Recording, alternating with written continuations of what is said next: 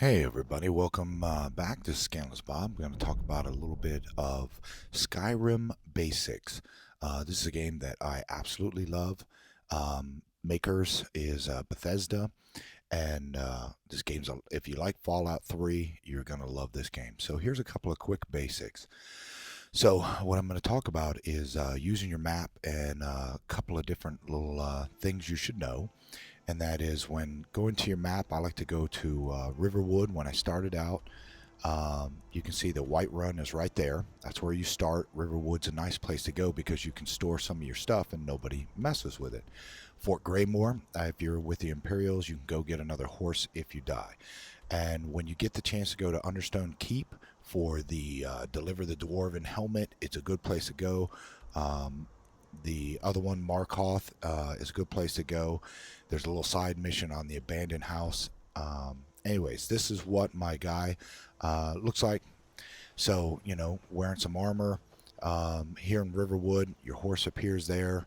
Now, you do get companions and stuff, and I highly recommend putting stuff on your companions. Now, under your items, if you go to the weapons and you go to a magical weapon, then you'll notice that the RB says you can charge it. So if you have a soul gem that's filled, you can recharge that weapon, which is kind of nice. The Dawnbreaker, I highly recommend getting.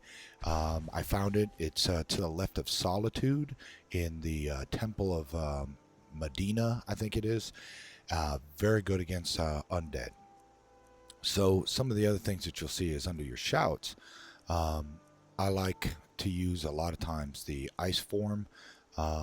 You learn these each time you find one of these spots where the dragons are at. The ritual stone, highly recommend when you're first starting off, because what it'll do is it will actually reanimate all the dead people around you. And I found that right there. So it's kind of nice, but you can only use it once a day.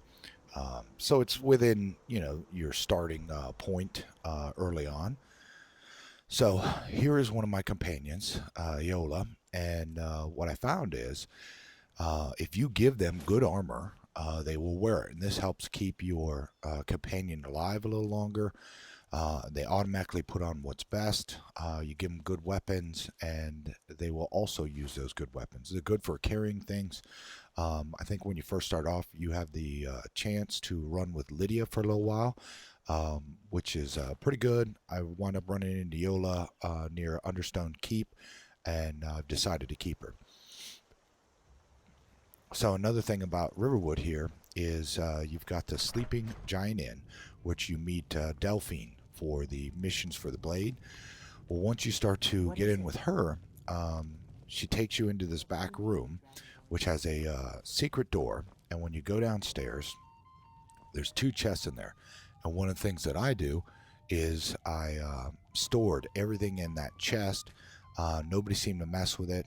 Alchemy labs, very, very important. Collect all your different items. The way you find out what they do is you eat the items, and then that tells you what properties they have. And then when you mix them in, you can make all kinds of different potions.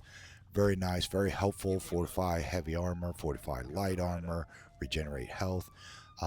The Arcane Enchanter, very important item, because once you get a magical item that you're not using anymore, you can disenchant it, learn its enchantment, and then later when you get a better item, for instance, boots. You start off maybe with iron boots, and then you want to improve steel-plated boots or ebony boots. This is where you learn how to do it. You can fortify the carry weight, very important, so you can carry more stuff.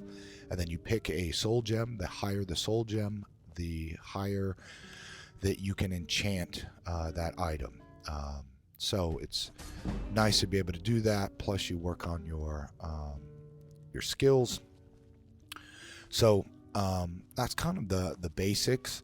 Um, if you are overburdened with weight and you have a horse, you can get on the horse and fast travel.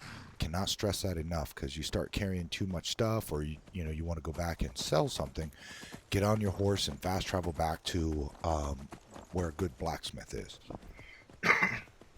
So here I was just kind of riding around, showing you a little bit on the horse.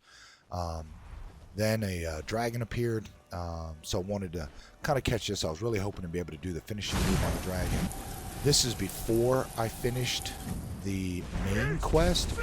What I love is I'm doing a ton of separate quests after. But if you're early on in the game and you're getting chased by a dragon, try to run near one of the camps that have the giants.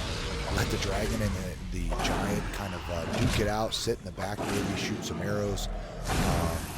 The different dragons have the different powers. I mean, you've got dragons that spit fire, frost. I've been running across a lot here lately that actually have names. I now have the shout where I can call a dragon in. Kind of makes it nice when you want to take over a fort. Once you kill it, you can search it. A lot of times I take the gold. I haven't gotten the perk to make my own dragon armor, so I'm not taking the scales and the bones yet. They are quite heavy. But anyways, like I said, absolutely love Skyrim. The maps are amazing. The graphics are amazing.